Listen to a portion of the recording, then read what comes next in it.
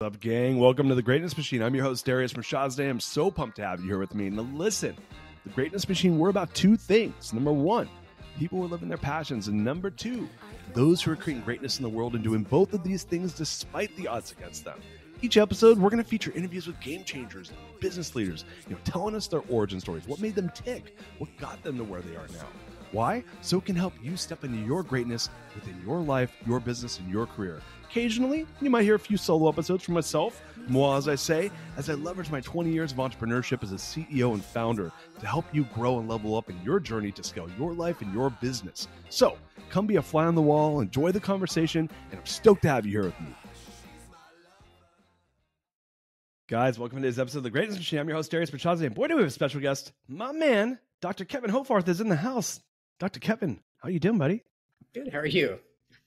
I realize, like, I always call you, because you're my doctor, I always call you like Doctor and you Kevin. So for the sake of the listeners in the show, I'm actually very, very informal. If you haven't figured that out yet, so I know. It's more of it's like how someone has a coach. Like, I'm a guy that calls their coach, right? So you're my doctor. No, I'm the same way.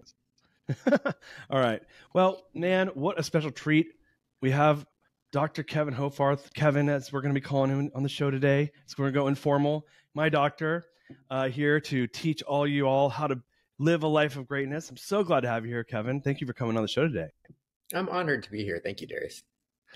Well, I'm honored as well. I love having great guests, and especially when there's a personal connection, it makes it that much more sweeter. Do you mind if I do a little bit of housekeeping and then we'll hop into the show? Your thing. You're the boss. So for audience members who are new to the show, the Greatness Machine, we're about two things. We're about people who are living their passions and those creating greatness and doing so despite the odds. And my man Kevin here is not short of passion nor greatness. So as I mentioned earlier, Kevin is my doctor.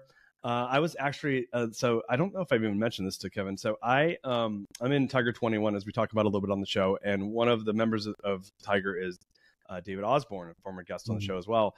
And he was talking about the great work he'd done with Kevin as a patient as well, and around longevity. And he's like, he's my longevity doctor, and he's my concierge doctor, my personal doctor. And so I was like, oh man, would you hook me up with your doctor? So he's like, yeah, no problem. And I didn't realize that I would get on a 1-year waiting list, but I ended up getting on a 1-year waiting list, which I was like, all right, this guy's in demand. That's cool.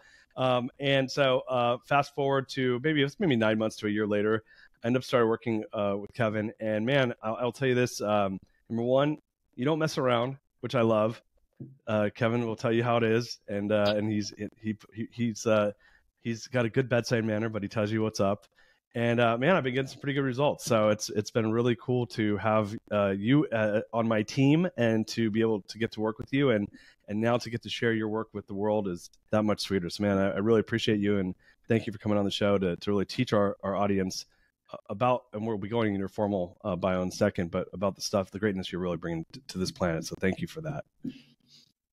Well, thank you. Those are beautiful words. Greatness, I don't know. I mean, we're all great in our own way. So you're doing great work, and I'm lucky to work with great people. So, and great patients. So that's where where it stands for me. Yeah, no, I'm with you on that. So I'll go into your formal bio. So Dr. Kevin Hoffarth is the founder and owner of BioFit Medicine here in Austin.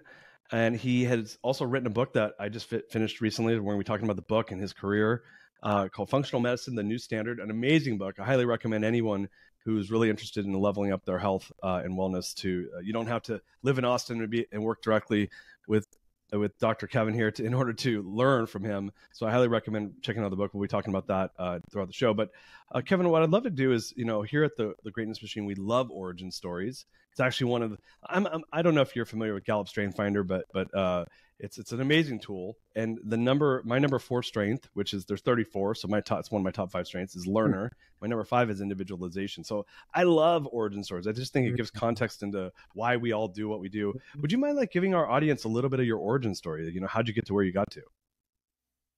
Yeah, no, I like origin stories too. I think it tells you a lot about why someone's doing what they're doing. So, So my dad was a physician. He was a surgeon, plastic surgeon. So I kind of grew up in this. My mom was a nurse. So fast forward, obviously I went through undergrad, graduate, or med school and residency and all that stuff. And I dove into family medicine. That's what my original design of practice was. In 2003, I moved to South Lake Tahoe, and literally got tossed into the fires as a very green physician, delivering babies all the way to skilled nursing facility, hospice. So like birth to death, and everything in between, from ICU to ER to just hospital medicine. I was even the jail doc. It was kind of a running joke with my wife and I when I would go get some groceries. It would take me like an hour to get like 3 items because I would run into about 6 patients. I had 4,000 patients at the time in this small little town. So it to say I was busy would be an understatement. Did that for 10 years. We had a baby, decided it's time to make a switch, moved to Austin. In Austin, that was where things really changed for me. I had a really beautiful situation, being able to have a lot of autonomy and to do literally everything for patients. I would do your colonoscopy. I would, like I said, I'd deliver your baby, do your ultrasounds, do your treadmill stress tests. I'd get you into the hospital if you needed it. I'd surgically assist any surgeries you would have. So I was really involved. And when I got to Austin, I joined a hospital, brand new hospital. I was the only primary care physician at the time that they hired. They realized I did a lot more than the average family doc. And so I asked to be, heavily involved. Quickly saw in the first year the corporate side of medicine that I really wasn't privy to before, because I think partly is just because the hospital I worked for before was very physician friendly. And I suddenly recognized that this was an unusual situation. So I quit. And I quit. And funny thing is, the day later I got fired, which is kind of funny because it actually is what I call the best, worst day of my life. So I quit. I wrote a text message to all the physicians saying, I'm jumping off this sinking ship. The CEO found it, and he came in, brought in police into my office and escorted me out. That's why I call it the best, worst day of my life, because frankly, it really catapulted me to where my heart was, where I needed to make a major switch. I was very, very unhappy with my career at that point. I had now had 10 years of experience, and I was just kind of always asking myself, am I really helping patients, or am I just band-aiding them? And I just felt like I was pushing a lot of medications. And it was funny, as I got escorted out of that hospital, I had, within an hour, 6 job offers text to me. And I realized I'm not concerned. People see my value, but I need to see my own value. So I decided to do 2 years of locum work. So locums is where you just work at a hospital where you're kind of hired through a third party. And I said, you know what, I'm going to go on a working sabbatical. Most people go on a sabbatical and don't work. I couldn't do that because I'm the only provider in our family. And so I would do literally 10 shifts in a row. So I do 240 hours straight in the hospital. And then I had the rest of the month off to go to conferences, read, learn. And I did it for about a little over 2 years. I got my training in. Now, a lot of people get training in one thing. Like I got training in functional medicine. I did 6. So I just kind of dove, and I wanted to start learning from everybody who wasn't a physician. And started to kind of see outside the box. Because when you look at any business that really expands and innovates, it's usually someone coming from outside the world.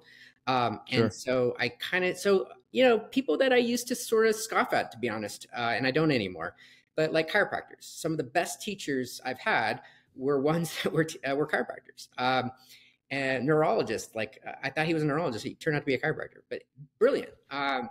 And I started learning from other physicians too, and outside of my field of family medicine as well. So it wasn't just, outside of physicians, but just outside of my field. And people, I realized that there was a lot of doctors out there who were also seeking something different, and trying to find the answer, the root cause of disease. So that's where my journey took me. And then I finally, my wife is an entrepreneur, and she really, really encouraged me and helped put legs on my business. And the rest is history. I love that story. So when you we're in I guess in the system, you're part of this like corporate, hospital system, medical system, and obviously in the United States and probably I guess globally for that matter, but let's just talk in the US because that's where most of the listeners are. When you're in a system like that, which obviously is very different than coming from a small town in South Tahoe where you get to like play in all these different playgrounds and do all these, really get to get your hands dirty in a lot of different ways. And then all of a sudden you're thrust into a corporate system. What was like the biggest difference there? Was the box too small? Were you seeing that this isn't about helping people? This is about getting through a patient in 9 minutes and getting to the next patient. Like, what was it that was the biggest turnoff for you where you're like, where you would actually obviously send the Jerry Maguire, the sinking ship text? That's a really good question. I would say probably, if I'm being really, really authentically deep, dark, real, I was disappointed in other family docs. Like your peers, you're saying? Because most of outside of where I was, most specialists looked down on my profession. We were too generalists. And I got a lot of respect very quickly among the specialists because they were like, wow, this guy can do a lot more than the typical guy. It made me actually very disappointed in my field on some level, and the training. And I felt like our training as family docs should evolve because, we spend so much time looking at hospital medicine, sick care kind of approach. Yet a family doc, 95% of what we're doing is preventative work, or it should be. And that's actually what the whole practice, and that's why I went into the field in the first place. Yet you get caught up on pushing meds and, you get these little short appointments. My average day was 25 to 30 patients. I had 4,000 patients. Like now I have a little over 300. Okay. I can't know 4,000 people. I did it my best, but it's not good care. And I can't dive into the whys. Why is this patient on these medications? And more importantly is helping patients see their weaknesses so they can get out of their own way. Because ultimately, as I put in my book, I really believe that each person is their own CEO. And right. I am simply a consultant coming in saying, hey, these are your weak links. This is the parts you need to focus in on. And then back off and let people be empowered to know how to really invest in their own health. So when you say that you were disappointed in the family docs, was it were you talking like the peer group, the system, or was it, obviously it sounds like you were super curious and I would characterize you being a patient, that you're a pretty innovative, cutting edge doc. Like you're not afraid to like go to parts of the swimming pool that maybe other doctors are more afraid to go into. And so what was it? Was it that you saw your peers and you're like, yeah, like they're not trying to fix things the way I am. They're not trying to be a consultant. They're just trying to get through their numbers. Was it like that? I don't want to come across where I'm, I think many of the family docs that I know, great. Okay. And they're working their asses off and they're doing their best. It's the training in the system that does not allow one to expand. And you get exhausted. And then you get to a point where you're just part of the mill. And so I don't fault my colleagues. I think the system is so designed to sort of burn you out. And I literally got to a point of burnout. I literally said to my wife one day, I'm just going to quit and do something else. And she's like, no, you love medicine. It's you just have to be in a different system. Well, then I realized, I'm like, well, the system that's in place, I can't work in it anymore. After I did my 2-year sabbatical and learned all these new exciting innovations, I realized the system in place would not even allow me to do anything, because it wouldn't, first of all, it wouldn't pay for it. They don't pay for you to help educate patients. Okay. So I had to build my own system. And so I literally built from the ground up a brand new system. And I used, 3 questions. What are the top 5 things I hate about being a doctor? What are the top 5 things that patients hate about being patients? And what are the top 3 things I hated about being an employee? And I took those 15 and built my practice, and literally just said, I'm going to do the exact opposite. I love that, man. It's a total contrarian move.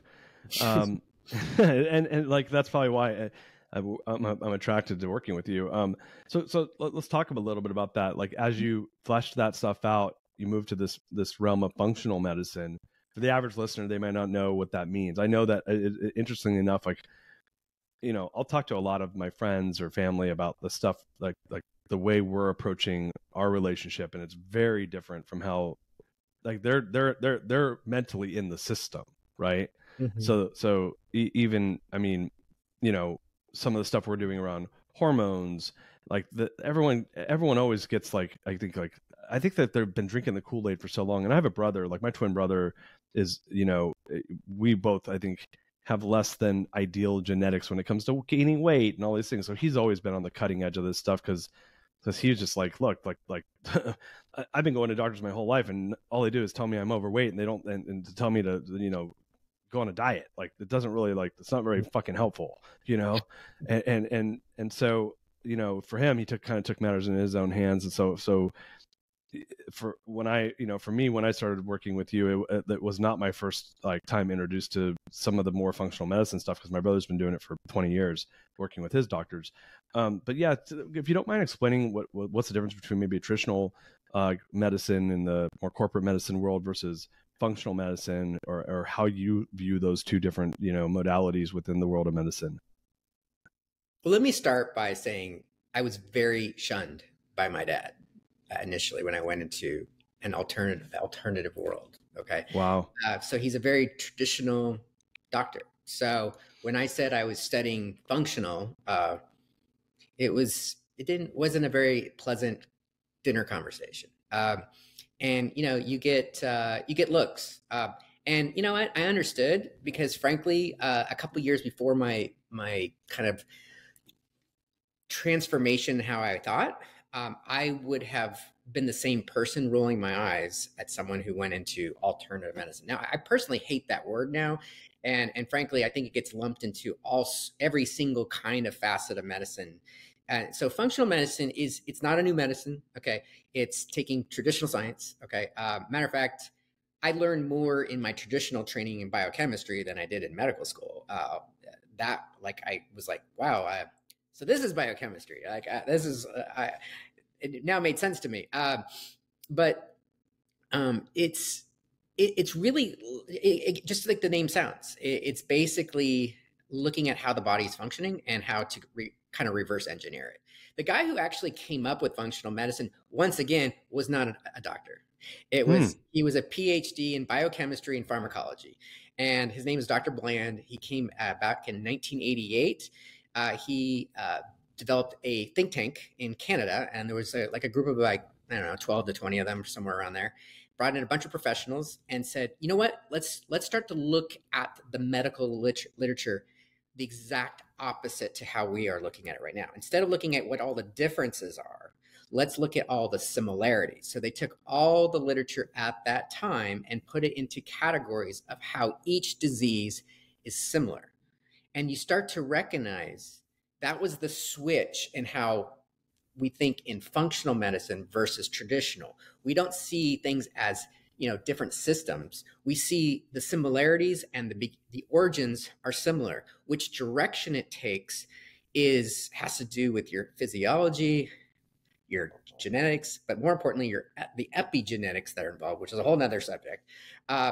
And so that's what functional medicine is. It's just trying to, instead of looking at the book, just like in my book, I write, we have a tendency to, here's the disease, the symptoms and signs before it, and we address those. So that's the last chapters of the book. What functional medicine teaches you, let's look at the first few chapters where you went wrong, that led you down this pathway that led to your immune system going against you. Because ultimately, as I explain in my book, it's a dysfunction in the immune system's response that oftentimes leads to most disease, either inflammation or autoimmunity.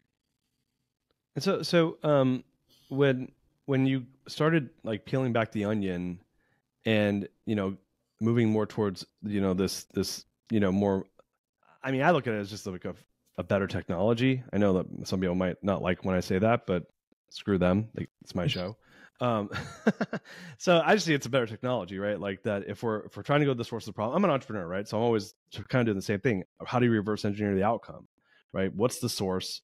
What's causing the issue? Let's go fix that so that the issue doesn't, keep happening, because I can go and put a Band-Aid on it and yes, it'll heal, but then it might come back, right? So what, like when you started, really diving into this and then applying it into your practice, what was the big results that you started seeing? Because obviously learning it's one thing, and then it kind of flies in the face of maybe the training you had before, or maybe it's additive to that. What happened when you switched from this more traditional, family medical physician to more of an advanced alternative functional doctor? What did you see a big difference with the patients? What was the, oh my gosh, I'm on the right track moment for you? I don't know if there was a moment. I think, when you're in medicine for 10 years, seeing thousands of patients, seeing it from all walks, you see the holes. So just like in anyone who's in a profession of anything, after you're in it for a while, you see the good and you see the holes. I saw a lot of holes. There was no good, description of why people were, say, for example, thyroid disease. Take thyroid disease, for example. So Hashimoto's thyroiditis, which is a fancy word. Dr. Hashimoto discovered 2 sets of antibodies that destroy the thyroid if it's triggered and leads to hypothyroidism. So thyroid's not making enough thyroid. It's the #1 autoimmune disease in the world. Okay. There was a time where I was writing 2 or 3 thyroid medications every single day.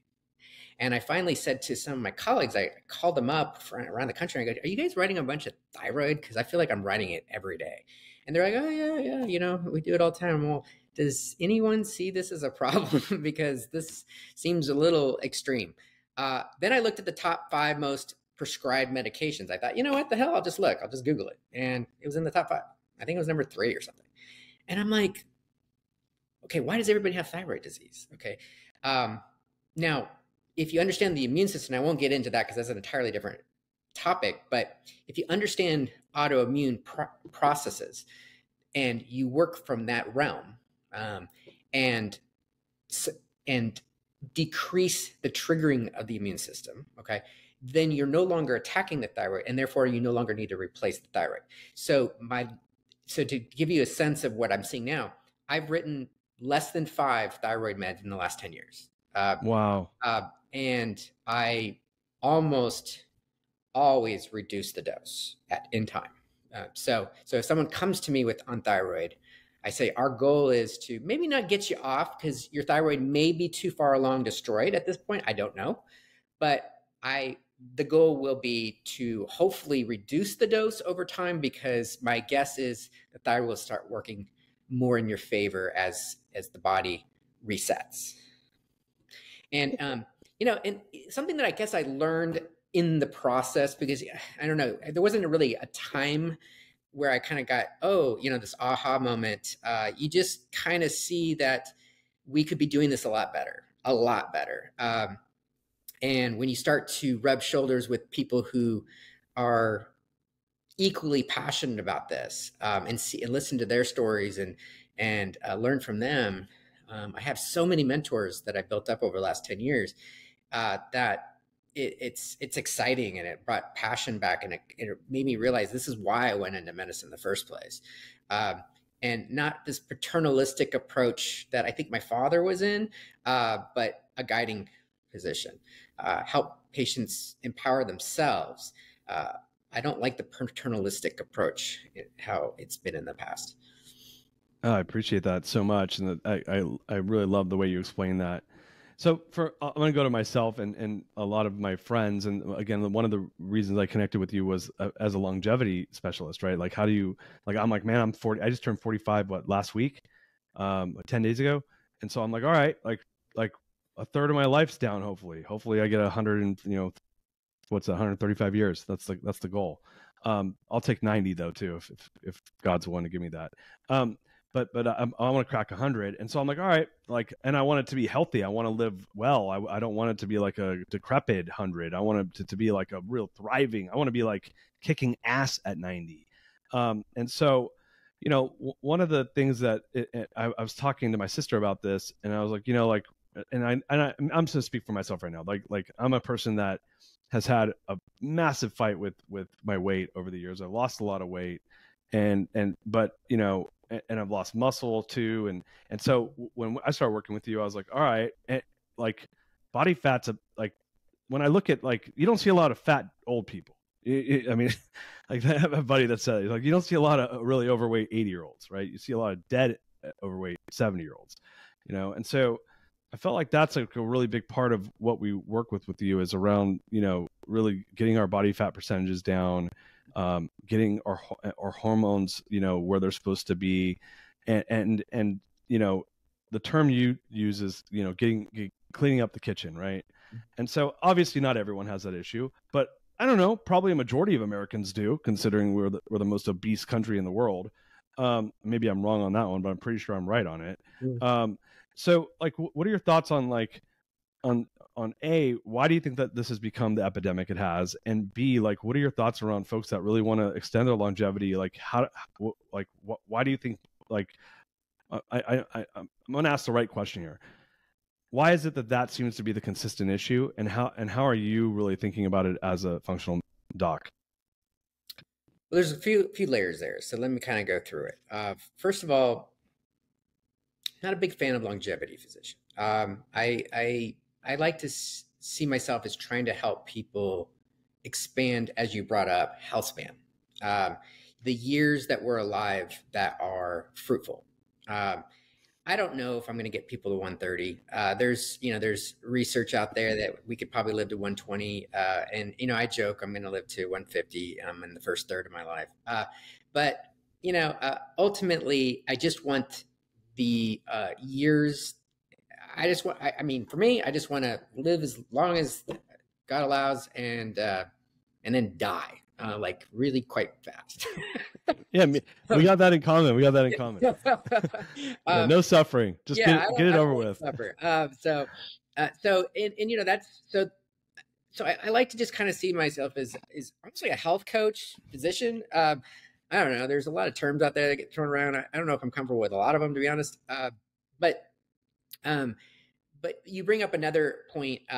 If you look at the top, so if you look at why people die or what they die from after age 40, okay, 80% of the time it's from heart disease, cancer, stroke, diabetes, or a couple other areas that are related, like infections. They get, the immune system is depressed, and a few other items. But if you look at it from a functional perspective, what's the leading cause of that? It's called glycation. Okay. Now that's just a fancy word that your sugars are too high. It starts linking up proteins along the certain pathways, blocks the receptors, it impacts the receptors. Then you get insulin resistant. Insulin resistance leads to higher insulin load, and then it leads to a domino effect of problems. So there is a reason why people who have insulin resistance, metabolic syndrome, diabetes, which are all cousins they're all just variants of the same disease, by the way. They're just fancy early terms, later terms. That's it. You realize that that's the inciting factor for most of what's going on in this country. And yeah, you're right. Most people fall under overweight or obese in this country now. It's become a real problem. Now that's an entirely other subject. But yeah, that is why I hate the word diet. Diet suggests a start and a stop. What do you do over here? That's why I always say, as you brought up, how's your kitchen, Darius? Is it evolving over time to help you meet 3 criteria? How you feel within an hour or 2 of eating it? What's your body composition? Is your fat going down and muscle going up? It's probably a good kitchen. And what are the biomarkers or lab speaking? If all 3 of those align, then that's the right kitchen for you. I go over that a lot in my book, but that's key to getting most people's disease in check. Because if you see how diseases connect, almost everyone who has diabetes also has high blood pressure, also has high cholesterol, also has high inflammation. And then they get overweight, so then they have sleep apnea, and then they have back problems, and then they have sleep problems, and then they have anxiety and depression. But they're all linked, okay? It's a domino effect. And it always makes me laugh when a patient says, how did I suddenly get this disease? And I'm like, really? No. You really think you just bought this?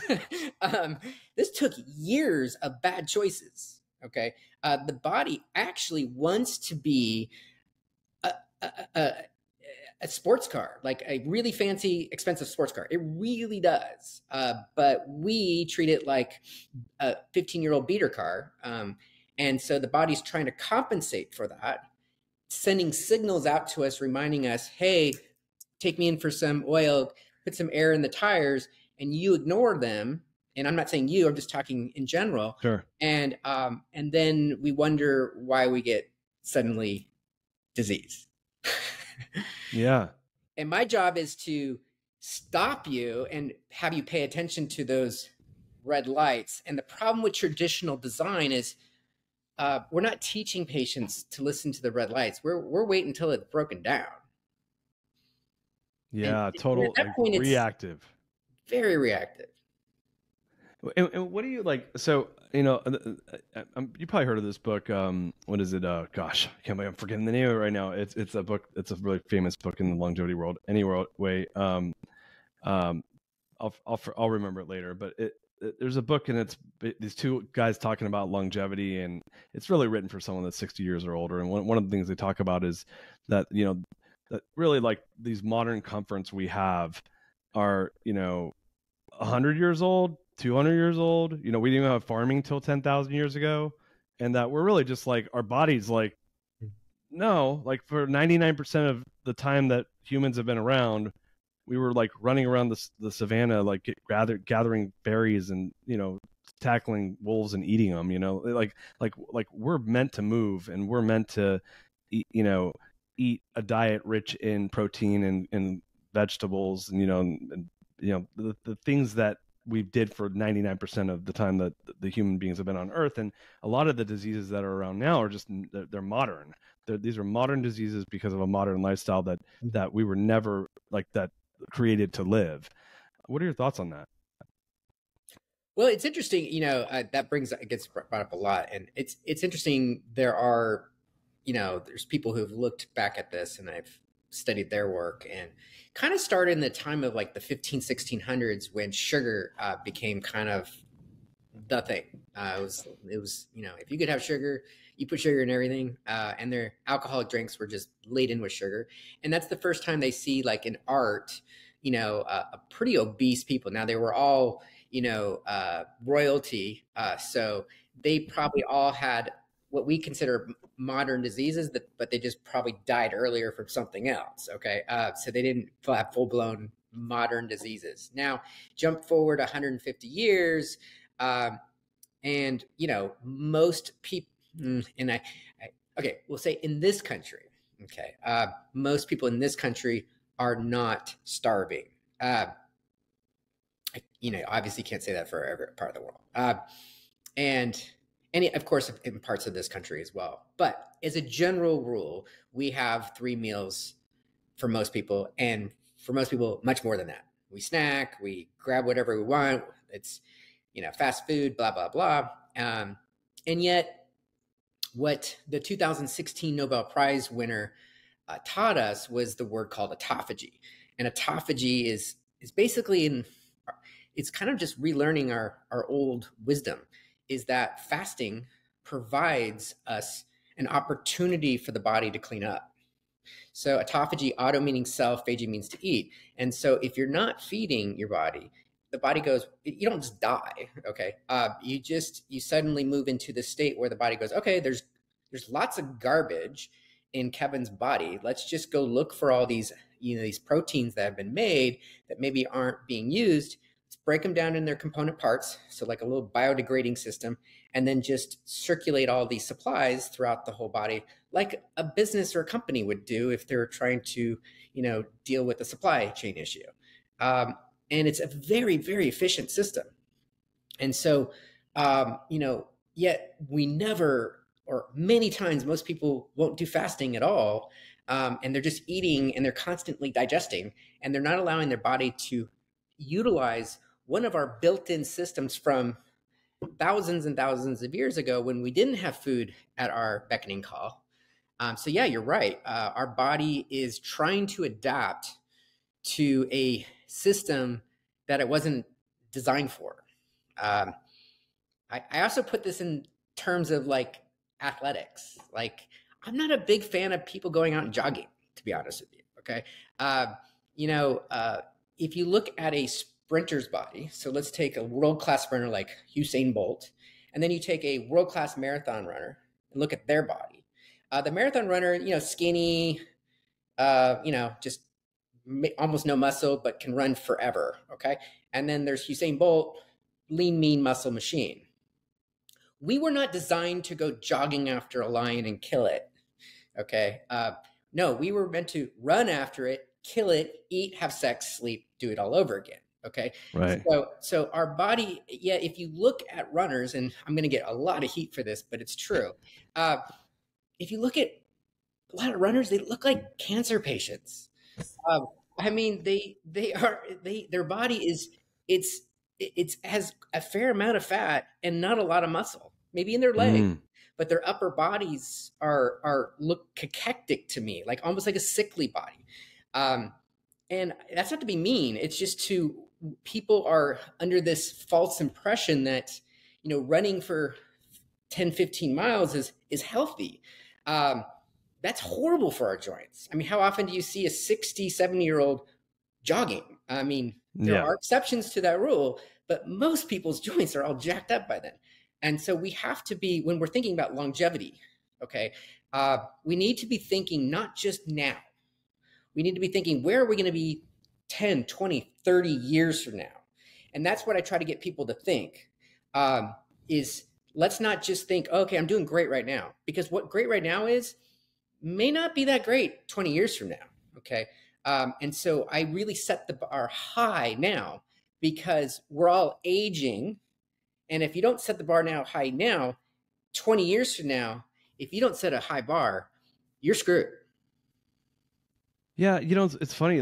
So I'm a person that's been highly aware of my physical body for.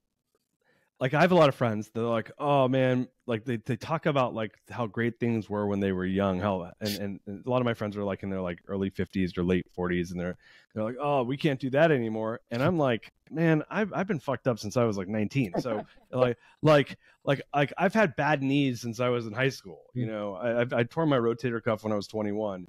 And I've struggled with obesity since I was in my early 20s, since my late teens. So I'm actually the leanest I've ever been now, and my joints are about equally as bad as they've always been. And right. So I'm like, I'm way better than I was before. I feel as good as I've ever felt. And I'm only trying to feel better. And what's funny is I'll look at pictures of my family, like from 30, 40, 50 years ago, my great grandparents, my grandparents, and even, hopefully my mom's not listening to this, but even my mom, who's just turned 70. And I'm like, sorry, Mom, they look old. And I'm like, I don't want to, I'm like, I want to, and I have some friends who are, I think, a little more forward thinking about their health, and they're out there getting after it. And so when you start to think about physically, I mean, I think the diet stuff's pretty straightforward. Clean kitchen is what? High protein, not a lot of like, garbage, right? Not a lot of sugar. Try to not drink alcohol. Eat a lot of like leafy stuff, like low starchy veggies, right? That's clean kitchen. I don't know did I miss anything, or am I doing all right there? I mean, you were a little looser than I am, but I just lean protein and non-starchy veggies. I was being loose because the average listeners like. You, but see what I mean? See what I mean, guys? Like that sounded like a clean kitchen, and Kevin's like, nah, you could improve that. You described maintenance mode. Yeah. If everyone was doing that, though, we'd be in a lot better place, right? So like people don't even do that. But so yeah, let's say that's a somewhat clean kitchen. Like people don't smoke the way they used to. I mean, I'm a kid that grew up getting burned by my parents' cigarettes, right? Like not because they were burning me like out of torture, because I'd walk by them and I was 3 feet tall, right? And I just get like stuck on the arm on accident. And so I'm a Gen X. I'm a kid who's a latchkey kid that like people were smoking in the car, and like that was totally normal when I was growing up. And so we're a generation that none of us smoke really, and I mean, hell, 90% of my friends barely drink now. We're like, I feel like shit when I drink. I'd rather like eat a gummy, not that I do that, but I like other stuff. And so, but I'm like, I feel like shit when I drink. I don't want to drink that much. I had for my 45th birthday, I went to the bar and we were all drinking like non-alcoholic drinks, and because we're like, we don't want to drink, like it makes us feel like shit. So like I see that's where the trend's going for these people that are more health conscious. Do you think that is going to be like folks that are taking this type of stuff seriously? What does the 70s and 80s look like in your mind if you're doing that and doing the right exercise? And I want to hear about your thoughts around, what type of exercise is the right exercise. If we all want to look like Usain Bolt, and we don't want to look like the Nigerian that's like just finished the Boston Marathon in first place the 5th year in a row, like what are your thoughts around what does longevity look like for folks that are taking it seriously now? Obviously you can't play God, but I'd love to hear your thoughts on this. And secondly, what is an exercise routine that you think makes the most sense for a person that really wants to take care of their joints and get after it and look like a badass when they're in their 70s and 80s? So there was a lot of questions in there. So let me get through them. So cool. So from a longevity standpoint, first of all, I mentioned a lot about kitchen, and kitchen will, if you tighten that up and you fix your insulin resistance, your metabolic disorders, I'm a big believer that you'll add 10, 20 years of good health span to your life, just by looking at the diseases. You're still going to die, okay? But the diseases will probably be staved off much later in your life, or not at all. Okay, so that's part one. Part two is when you look at the research of what leads to true longevity, it has nothing to do with physical. So when you look at the studies of blue zones, so the blue zones are the parts of the world where there's the highest number of centurions. Well, they've been looking at these areas like Okinawa and a city in Italy and Loma Linda, California, and you look at these places, and when they hold together, they all have different diets, they all have different kinds of ways to how they live life, but the biggest thing that stands out that connects them is community. And so connection with others seems to be, which not surprising when you look at older people who are happy and living, they have family around them. They're not stuck in a nursing home withering away by themselves. And so we cannot forget about these other pieces that are important. And so that's why part of my job, I feel, is making sure people are happy in their life. This is not about making your life miserable by you don't get to eat this and this and this. It's also fine-tuning your life in a way that connects and resonates. So there's that component. And then in terms of exercise, of all the things you can do physically, exercise is probably number one. It probably wins out better than even kitchen on some levels. I would still say kitchen I think is underappreciated. But when you look at studies, exercise kind of beats everything. And so what is the right exercise? Well, I have a rule for that. Okay. Number one is you got to do something you're going to like. Okay. So if you like running, okay, I know I just beat it down. Okay. Then run. Okay. Because if that's what you enjoy doing, I'm not, and forgive me for making that comment earlier, but I'm just trying to make a point of how our body's designed. But you got to do something that you're going to actually do. Okay, so that's part one. Now, if you really want to look at it from a longevity standpoint, joints perspective, and how the body really works, well, strength training is anyone can strength train all the way up to death. Okay, and so if you look at the most important biomarker or sign in the body of determining health, it's the amount of muscle that someone has. Muscle is the exact opposite of illness. So when I used to work in the ICU, you get these very healthy patients coming in very ill for some other reason, maybe a traumatic injury or something. And, the thing I always noticed within a day or two is their face and their extremities, arms and legs, their muscle would shrink very rapidly. I always thought it was a little weird. I thought, why would the body do that? Why would it break down so much muscle? Well, muscle is the highest source of energy that's available, but it would be stupid for it to burn muscle in a normal situation. So it only burns when it's in a state of World War III and it's trying to just survive. And so that's why muscle is the exact opposite of illness. If you're building muscle, you cannot possibly be sick, okay? It's just physiologically near impossible. So if like a patient comes to me and they're in remission of breast cancer and they're fearing the return of their breast cancer, but their muscle's going up on their DEXA scan, I'm like, there's no possible way you can be ill, okay? Because body won't build infrastructure and fight a war at the same time. Why would it do that? That would be silly. So the right exercise, I do believe is strength training. I think one that this is the part that I fail on big time is flexibility and functional type training. So, as you get older, your stability, your balance, your flexibility declines. By age 40, men, we lose about 1% of flexibility a year. I have ankylosing spondylitis, which has thrown my flexibility into turmoil compared to the average person. So this one's really bad for me.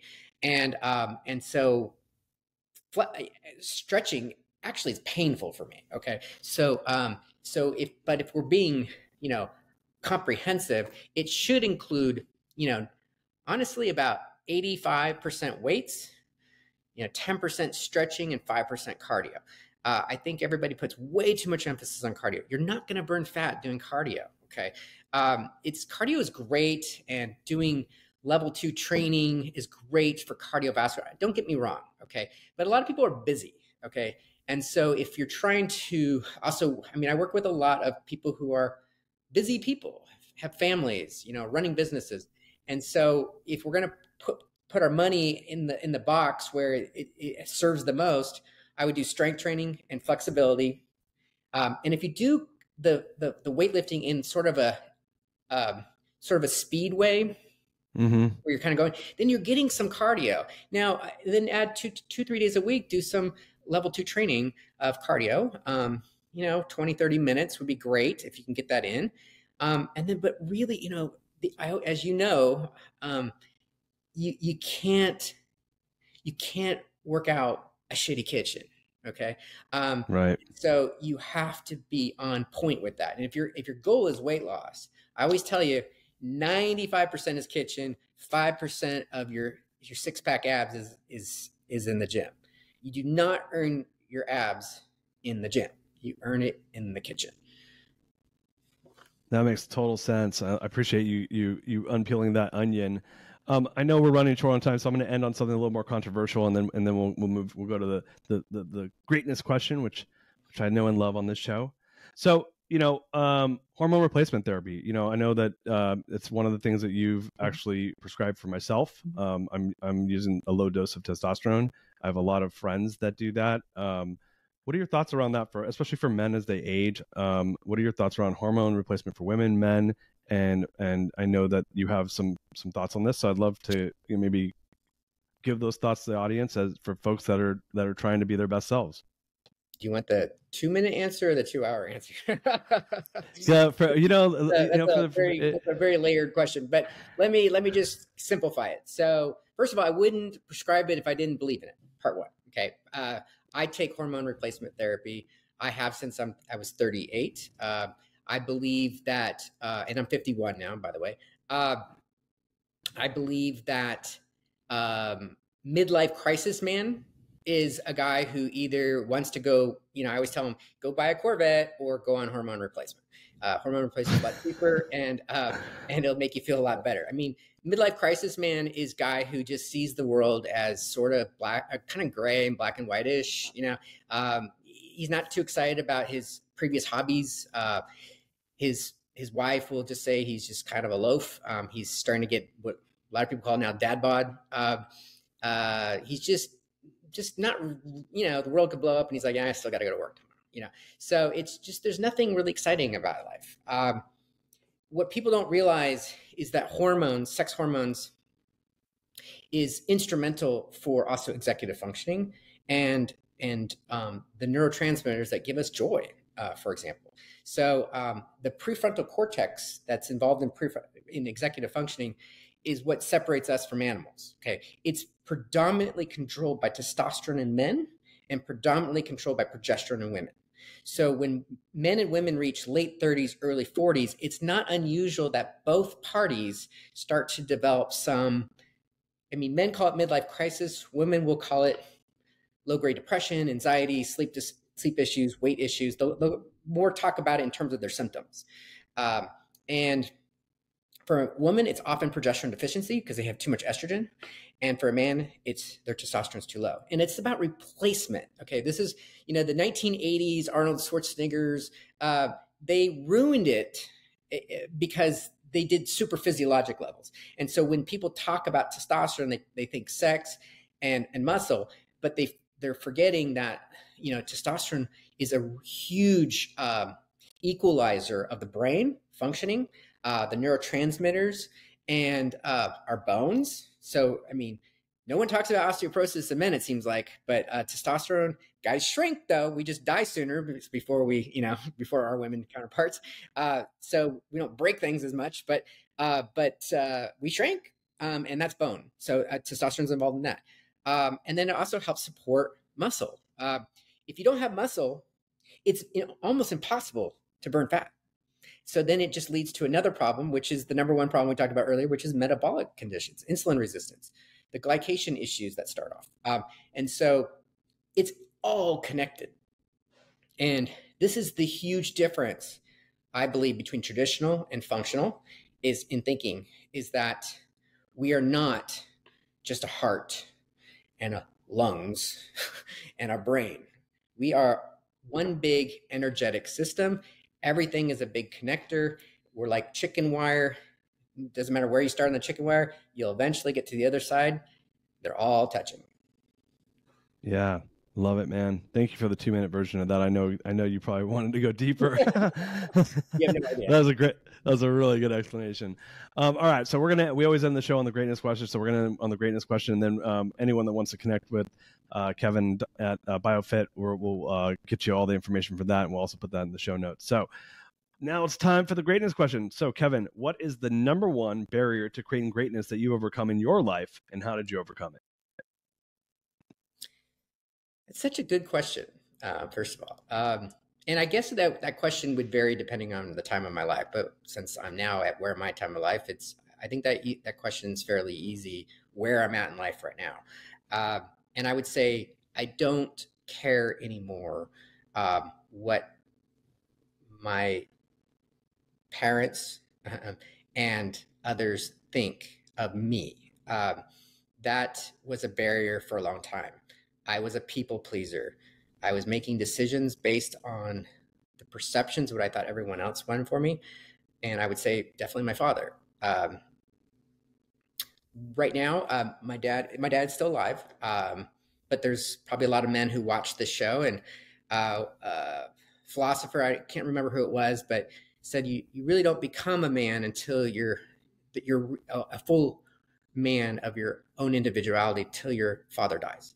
My father and I have had a very complicated, we'll call it complicated father-son relationship. And over the years, and it's gotten worse over the years. And so it's been a realization how much I've had to overcome the need to please, especially him. I think a lot of, I see this a lot, and I share this because I think I hear this a lot in men. I hear a lot of men indirectly saying, having their own issues with their dad, and trying to please them in a certain way. And until a man starts to stand on his own 2 feet, and really believes in himself rather than what, he thinks he needs to do for his dad or for everyone else. It's not that to say you don't show respect to your father or your parents. That's not what I'm saying, but respecting also yourself and your own decisions and your own individuality, then you can overcome and really become great. And you can become a great dad and a great husband. That's where I feel like I'm becoming better at, which is important to me. I love that, man. I appreciate the vulnerability there a lot. Seriously. Thank you. Mm-hmm. Man, Kevin, what a great hour. There's so much gratitude here from the Greatness Machine. I want to share for anyone that wants to connect, get on your wait list. By the way, if you're in Austin or near Austin, you should get on his wait list. Anyone that wants to, learn more about you, the book, get on the wait list, how can they connect with you? Well, I do see patients all over the country, so you don't have to be just in Austin. But I do like to see patients first time in their consult. So, but I do Zoom if that's not feasible. And just go to my website, biofitmedicine.com. I always say, start the process. Yes, I have a lengthy. I'm fortunate to have the problem of a lengthy wait list. But I will always move people up into spots that open up quickly if they have prepared other things.